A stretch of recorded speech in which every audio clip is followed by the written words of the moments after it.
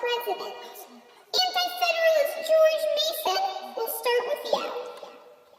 This Constitution is said to have beautiful features, but when I come to examine these features, sir, they appear to me horribly frightful. Your president may easily become king. James Madison, how do you respond? Our president will be no king, but nothing is more certain than the indispensable necessity of government. A president may help the government and America run properly.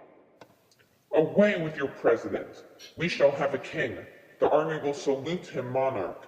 Your militia will leave you, and assist in making him king, and fight against you. And what have you to oppose this force? What will then become of you and your rights? Well, I'll have to say the winner of round one is, drum roll please, George Mason!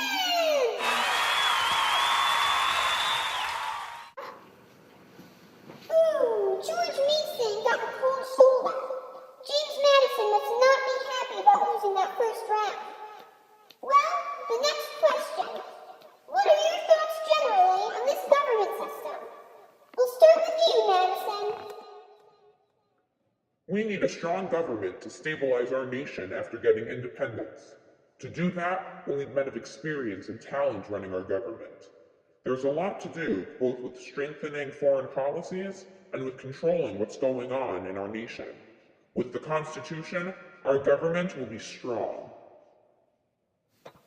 Oh yeah?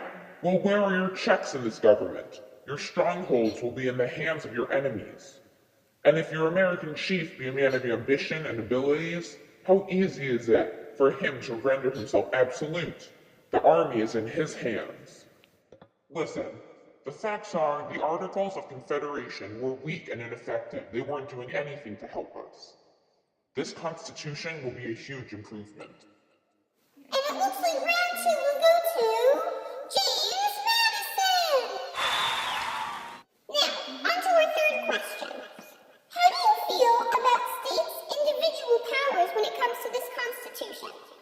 We'll start with you, George Mason. Well, this Constitution is focused on building a strong national government. But that government threatens state power. And isn't that what the whole independence revolution was for? To get the state power so we can self-govern? I disagree. Our states are a band of brethren, united to each other by the strongest ties. We should never be split into a number of unsocial, jealous, and alien sovereignties. And the winner of round three is James Madison. The score is now George Mason with 1 point, James Madison with 2. Oh, and it looks like George Mason just stuck his tongue out at James Madison. Things are getting pretty intense here on the set of Eat the Loser! We'll be right back after this commercial break. Welcome back, folks. We're now on to our fourth question of the evening. It is, how do you feel about our rights, protection, in this Constitution? George Mason, start us off. In this Constitution, it seems as though we're resting our rights upon the contingency of our rulers being good or bad. Show me that aging country where the rights and liberties of the people were placed on the sole chance of their rulers being good men, without a consequent loss of liberty.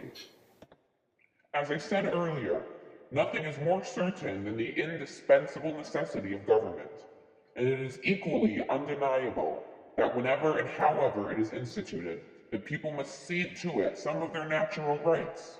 However, our government will, without a doubt, have the protection of our rights on high priority.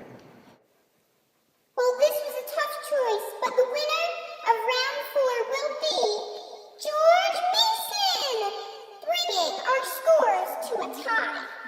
This next question will be our last. It will decide the winner of tonight's competition. The question is, what is the most important issue regarding the Constitution and our newfound independence for you? The most important issue to me is our unity. To all general purposes, we have uniformly been one people, each individual citizen everywhere enjoying the same national rights, privileges, and protection. As a nation, we have made peace and war. As a nation, we have formed alliances and made treaties, and entered into various compacts and conventions with foreign states. One of the most important issues to me is self-government. Without self-government, everything will fall apart in our nation.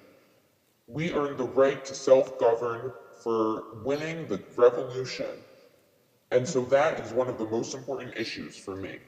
I sincerely wish that it may be as clearly foreseen by every good citizen that whenever the dissolution of the Union arrives, America will have reason to exclaim in the words of the poet, "Farewell, a long farewell to all my greatness." Our nation needs unity. That is one of the most important issues to me.